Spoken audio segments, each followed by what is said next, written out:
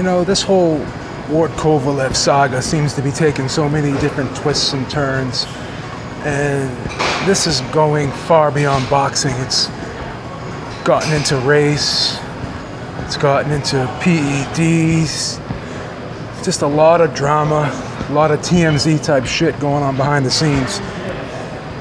But one thing I want to talk about here is, it seems like Andre Ward really gotten in Sergey Kovalev's head, and some people are saying, well, why does he have to play these head games? Why does he have to employ these types of tactics?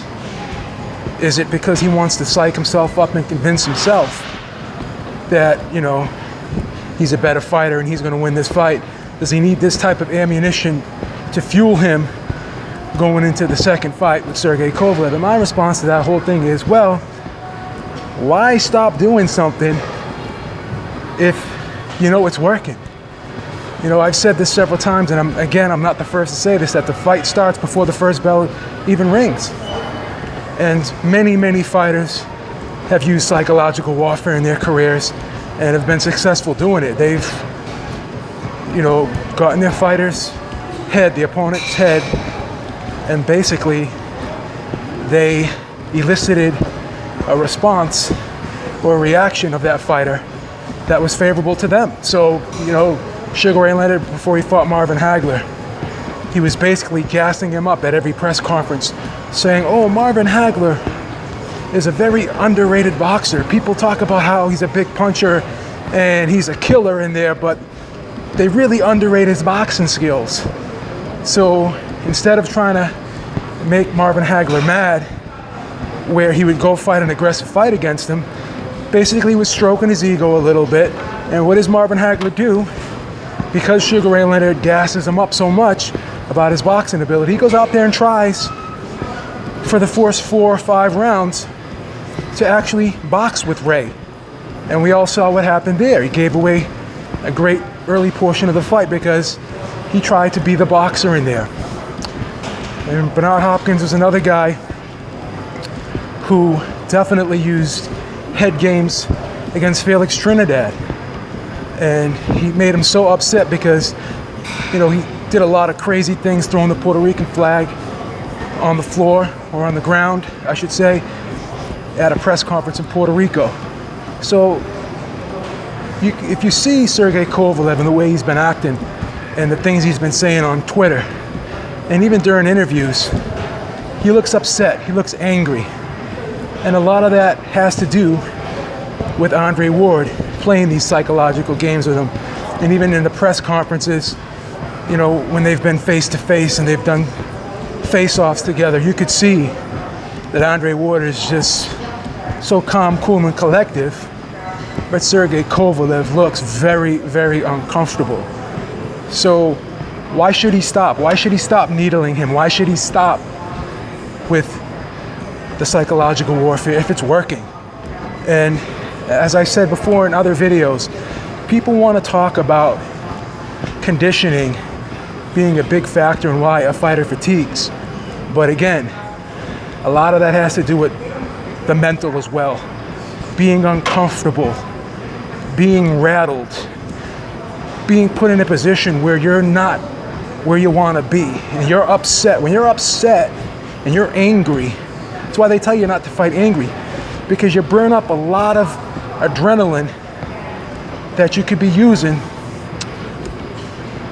for the fight itself. So you're burning up all this mental energy because you're so upset, and you're just so mentally unstable and rattled, and that is going to translate into the fight, in my opinion, I believe, because Sergey Kovalev seems to me to be a very emotional type character, whereas Andre Ward keeps things close to the vest. He's got a poker face most of the time, and he'll respond to stuff, but he never really lashes out or sounds angry or upset or rattled, whereas Sergey Kovalev does. So why should Andre Ward stop? And the whole John David Jackson thing, again, I don't know the facts behind that, but one of the most telling things in that whole exchange when they, when John David Jackson's being interviewed and Andre Ward and his team's been interviewed, is listen to one thing John David Jackson said. He said, basically, if the money was right, then he would have jumped ship. He wouldn't have went over there. So in one breath, he says how loyal he is to his team and why should he leave, okay? But then in the same breath, he says, well, if they offered me Fort Knox, I would have jumped ship. I would have considered it. So if you're so loyal to your team, then why are you basically saying for the right price you would jump ship? And again, let's look at the empirical data. We've seen how Sergey Kovalev and John David Jackson interact with each other. I watched them train, and it looks like when they're doing any type of drill, John David Jackson will be holding mitts, or he'll be holding, the target bag or whatever. And before the round even ends, you'll see Sergey Kovalev stop.